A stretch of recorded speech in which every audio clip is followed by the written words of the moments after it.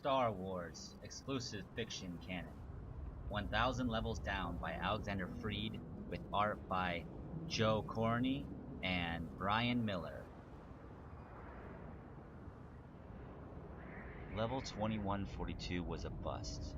Anandra realized it as soon as she stepped up to the counter of Hangar's meat shack, pressed her palms onto the greasy metal to quell the shaking in her arms, and asked the old man tending the grill about the Syntax 3 delivery. He looked at her with a confused face, like she was lost and out of her depth, which Anandra supposed she probably was, and it made her want to drag him over the counter and swear in his face until he somehow made things right. She didn't yell. She couldn't afford to make a scene. She forced herself to stay calm, to look pathetic and confused, and earn the man's sympathy. By the time she returned to her brother, still in the alley where they slept the night before, she had her next lead.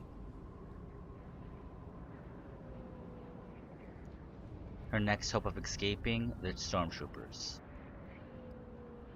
The alley was formed by metal rain crates, and Anandra settled beside Santiago against the wall, watching shadows across his face as speeders flitted high above. She passed him the greasy packets of meat and cheese the old man had given her, and waited for the questions to start. "So, we're leaving?" Santiago said. Anandra balled her hands together into fists and didn't look at him. "We missed our chance." "We shouldn't have rested," Santiago said. At 8 years old, he was barely half Anandra's age, but his bitter determination reminded her of her father. "The transport left 2 days ago," she snarled. 4 hours didn't make a difference. She took a long breath and reached for one of the wrapped packages as Santiago began to eat.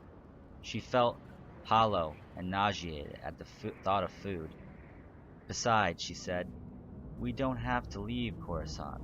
The guy said he knew someone on 1997 who might give us shelter." "What level are we on now?" Santiago asked. Anandra didn't answer. It wouldn't comfort him, and she didn't want to argue. Yes, 145 levels was a long way on foot. Yes, they were both tired, and yes, they had to do it. They ate in silence until Santiago spat out a chip of bone and said, "I wish we had Star Blossom." He'd spoken almost to himself, but Anandra pressed her thumb into Santiago's shoulder and wrenched him to her face. "Well, we don't," she said. "We can't have fruit whenever we want, and there isn't any more Star Blossom. There isn't ever going to be more." Santiago was trembling. Anandra felt a rush of guilt and pulled away as she snapped, "It's gone, just like Alderaan. Get used to it." The riots hadn't started as riots. They'd begun as vigils, a way of people of level 3204 to grieve for the missing and dead in the wake of this disaster.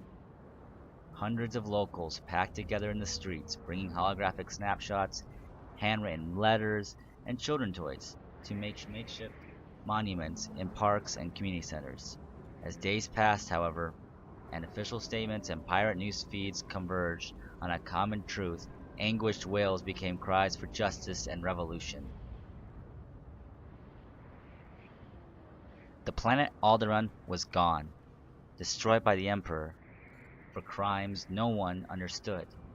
The Alderaan people, first and second generation immigrants who had shops and restaurants and houses on 3204, who celebrated Coronation Day and imported their favorite fruits from a planet they rarely visited, were alive and frightened and angry.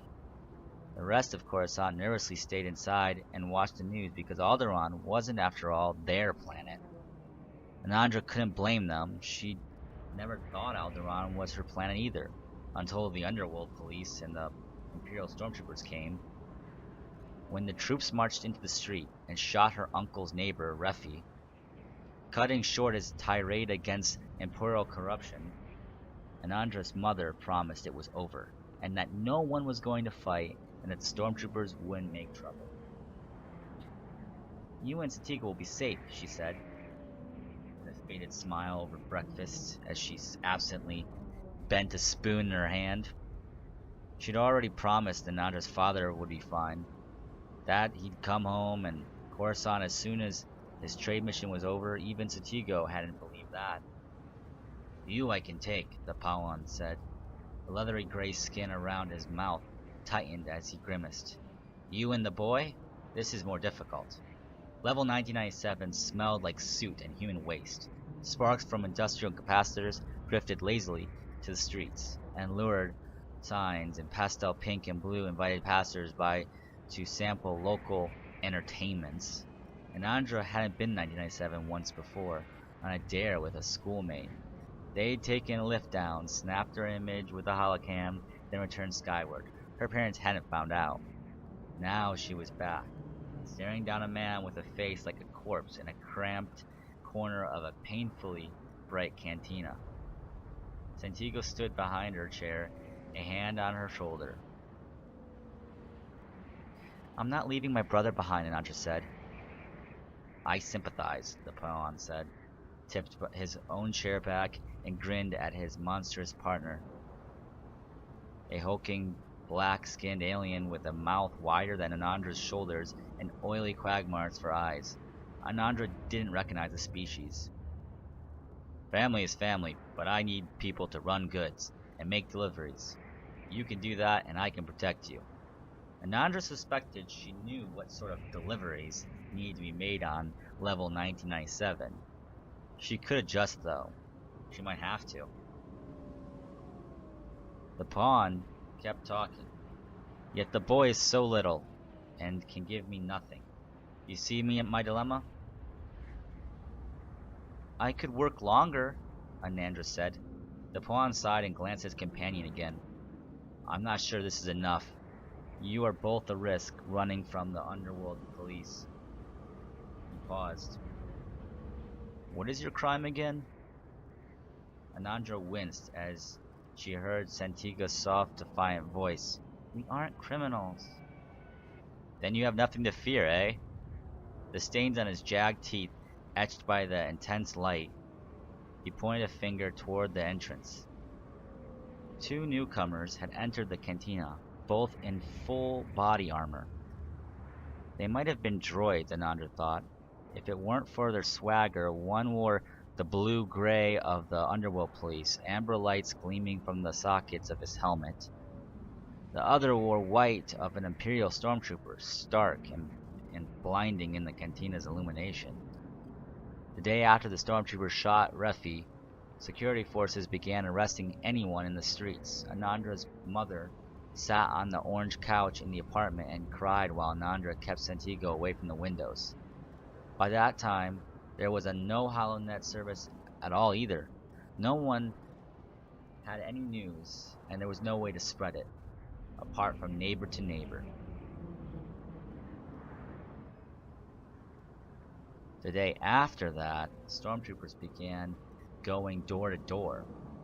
Rebel spies, they said, had started to recruit locals. Anyone born on Alderaan needed to be taken in for questioning. Rumor was that the second gens were being given the benefit of the doubt and relocated on temporary housing for their own safety. The young woman who lived next door, the droid mechanic, with a chipped front tooth and blonde hair who babysat Anandra for years before, had repeated that particular rumor with a cynical grin. That's how I got my first airspeeder, the woman said. When they relocated me to Mon Calamari, after the old market sector riots, Dad found this B-14 some poor family left behind. I don't remember it, Anandra said. I was really young. She shifted her weight from one leg to the other, awkwardly wiped her palms on her hips. You think they should have run? She asked. The Mon Cals, I mean? Sometimes you can't know, the woman said. You just have to wait and hope things get better. Then she hugged Anandra and slipped back inside her apartment, locking the door behind her. The rest of that afternoon, Anandra and Santiago stayed close together. Anandra's mother shut herself in the bedroom, but Anandra couldn't hear crying anymore. Level 1996 was a maze of pipes and catwalks between the capacitors above and the humming abyss below. The plating and sluices that canopied the level breathed heat onto Anandra and Satigo as they hurried away from the lift. The stormtroopers had seen them.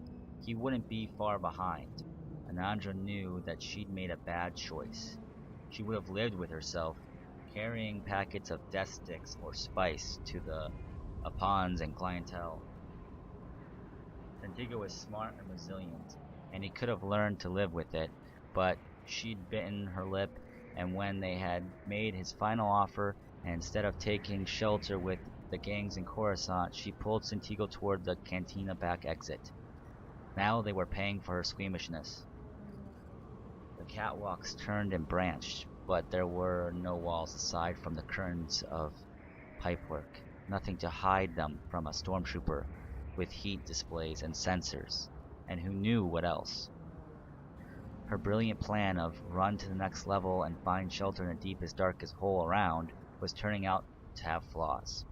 Anandra stopped on a long, narrow span between maintenance floors, and there was nothing on either side, nothing below except the weird lights and humming sounds of level 1995. "You need to run, okay?" Anandra said, turning to Santiago to face her. "What about you?" Santiago asked. "Don't talk back," Anandra snapped. She didn't expect her brother to obey, but he did, and she looked away and breathed in relief as she heard his footsteps ring on metal into the distance. Then she put her hand on the guardrail and waited. When the stormtrooper came out of the lift, his white armor shone like a spotlight. He came without the underworld police officer. That was good. His blaster was still holstered. That was better. He spotted Andra in seconds. She stayed put as he wove along the catwalks and arrived on the nearest platform. "Walk slowly in my direction," he said. "Hands on your head," the stormtrooper said. She couldn't read his tone under the electronic hiss of the helmet. "I didn't do anything," Anandra called. "Facial ID confirms you're Anandra Milan, age 16, 3204, resident, scheduled for relocation. Pre-convicted of juvenile noncompliance, you'll receive a fair hearing taking into account your age and psychological state." "Are you going to stand there, or are you going to arrest me?" Anandra asked. To her surprise, she felt calm, almost giddy. The stormtrooper glanced behind him, then back to Anandra. "Come on, kid, you got a raw deal, but it's not the end of the world." "Kind of was," Anandra laughed and lowered her knees to the catwalk. The stormtrooper put a hand on his blaster and began to cautiously approach. "I had to put you in handcuffs," the stormtrooper said. As he reached for his belt, Anandra sprang for the blaster in his holster. She didn't try to receive the weapon. The trooper would have caught her, broken her wrists, and pried the blaster back. She only needed to pull it out of its holster, maintain momentum, and release. It went sailing and skidding across the catwalk and quivering at the metal's edge. For that moment, Anandra had the advantage. Then the stormtrooper kneed her in the chest. She fell back and barely tried to break her fall. "He can't shoot me," she thought. If he killed her now, at least she'd cost him his dignity. 2 solid kicks to her midsection, and her whole body seemed to fold. When he hesitated, she was up again, jumping forward, wrapping her arms around the neck and jabbing her thumbs under the rim of his helmet. His fingers dug into her sides as she tried to crack the helmet's seal. She slammed her head against the black eye plate, saw red, hoped she bought herself a few moments. Somehow, when her vision came back, she was on the ground and looking up at the stormtrooper's unhelmeted face, the face of a scarred, middle-aged man who vaguely reminded her of her uncle.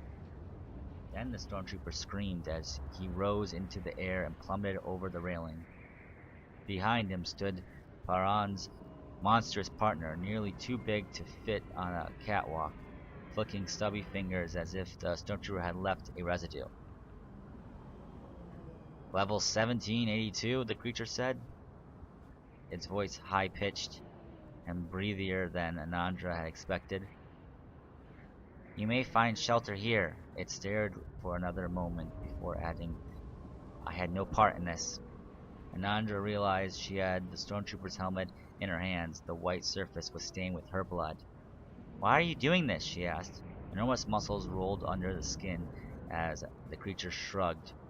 You're Alderaan, yes? It asked. Yes, Anandra said. I know what your people suffer, the creature said, and turned away. When the stormtroopers came to the door of Anandra's apartment, Anandra and Satigo were huddled in the empty fluid bucket of a cleaning droid floating outside their bedroom window. The droid normally washed the building once a week. It had already come 2 days before, and Anandra guessed she had her neighbor to thank for a change in the schedule. Anandra heard her mother open the door. She heard static of Stormtrooper's voice. Then she felt the cleaning unit carry them away. And she put an arm around Satigo and tried to focus on her mother's instructions. They were going to level 3108 and find an old friend of the family. Their mother would meet them, and they'd all live on the Coruscant together. Level 3108, of course, had been the first of many disappointments. The family friend had offered nothing but excuses and apologies, and finally a promise that smuggler on 2142 would get them off-world. Santiago hadn't wanted to leave without their mother, and Anandra had a close call with the underworld police, convinced them otherwise. They've been running ever since. Level 1782 was an endless junkyard, walled by scrap metal and overlooked by swaying towers of debris. It was built of crashed airspeeders, decommissioned hover trains, and broken billboards cast down from their homes in the sky. When a vehicle fell from the upper level, 1782 was its final destination. Anandra and Santiago walked together, Santiago clutching Anandra's right wrist. In her left hand, she held the dead stormtrooper's blaster. She hadn't put it down since she retrieved it from the catwalk. They'd been exploring the junkyard for nearly an hour, alone except for some oversized rats, when a humanoid figure slunk out from behind a rustling tram car. He wore a workman's vest, 2 sizes too large, and his bulging eyes were set at the opposite sides of his teardrop head. Anandra knew his species, Mon Calamari, though she hadn't seen his kind for years. He carried a steel hydrospanner, long and heavy, in a one-webbed hand. He was probably salvaging junk, Anandra thought, but she remembered the stormtrooper boot in her chest, and she wondered how fast and hard the Mon Calamari would swing. Anandra's pointed her blaster right at his direction. Don't come closer. The Mon Calamari stopped. Santiago squeezed her wrist and said something, but Anandra wasn't listening. The blaster seemed to switch in her fingers. We won't hurt you, Anandra said. Just give us some food and credits, and we'll be on our way to the next level. Mon Calamari bobbed his head, but otherwise didn't move. You said someone would be here to help us, Santiago whispered. Anandra ignored her brother. She was in control for once, and she didn't need another disappointment. Can't you understand me? Anandra asked, harsher. Her palms were sweating, and she tried to grip the blaster tighter without pulling the trigger. The Mon Calamari spoke in a guttural voice, in a foreign tongue. When Anandra gestured with her blaster, he tried again. Yes, he said, spitting and fumbling with the word. Don't hurt me, Santiago urged. The Mon Calamari raised his free hand. The one with the hydrospanner stayed at his side and pointed at Santiago. Alderaan, he asked. Out of the corner of her eye, Anandra and Santiago nodded. Follow, the Mon Calamari said, and began to creep backwards. Anandra looked from the barrel of her blaster to the lace of the Mon Calamari. She thought of all the ways this encounter could have gone wrong. He could have been working with the pawn or planning to sell her to the stormtroopers, or he could have been there to beat her and her brother to death for no reason at all. Santiago was watching her. Slowly, she let her breath out and lowered her blaster. They followed a twisting path through the wrecks and descended a hill of upholstered train seats and window frames towards a great steel cavern. As they came closer, Anandra realized that the cavern was a hull of a starship. It must have crashed planetside during the long-forgotten conflict and since has been gutted. They remained where they were in an open space glowing with blue and yellow light.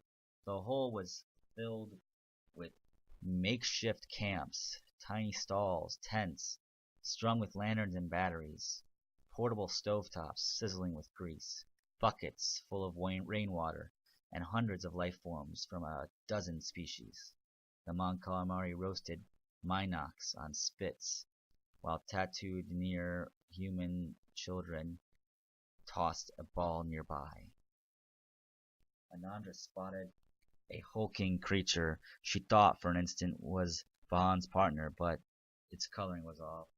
"Stop," Anandra said, sharper than she expected. She tugged at Santiago's, drawing him closer. "What is all this?" "Home," the Montgomery said. "Stay, you are expected." Anandra shook her head in confusion. Men and women began to emerge from the hole, observing with cautious interest. The Mon Calamari didn't look away from Anandra. "Mon Calamari," he said, tapping his chest. "Empire takes." Then he gestured behind him. "Herglick, Empire takes." Another of the hulking creatures was trundling into view. As the crowd grew, the Mon Calamari pointed to the strangers one by one, naming the species and planets Anandra barely knew, names she only heard of mentioned in muted asides. Then finally he pointed to her. "Alderaanian," he said. "Empire takes, but here we all share." And whether because of the Mon Calamari words or the sad, strained gazes of the people behind him, or the sheer extent of her exhaustion, Anandra dropped her gun and began to weep. Santiago squeezed her arm again, and Anandra cried like her mother had cried during the riots. She cried without dignity or reason, cried until her nose streamed, and the strangers guided her into the warmth and safety of the hole. Santiago clung to her, and when she could speak and reason and act again, she helped her hosts prepare a meal, found a place for her brother to rest and eat. She knew she would have questions tomorrow. She would need to learn how these people lived and what they hoped for. She would need to share news from the upper levels. She would need to decide whether to give up her blaster or use it against the Empire. But tonight, she could put those concerns aside. That night, she found a home and a family in the depths of Coruscant.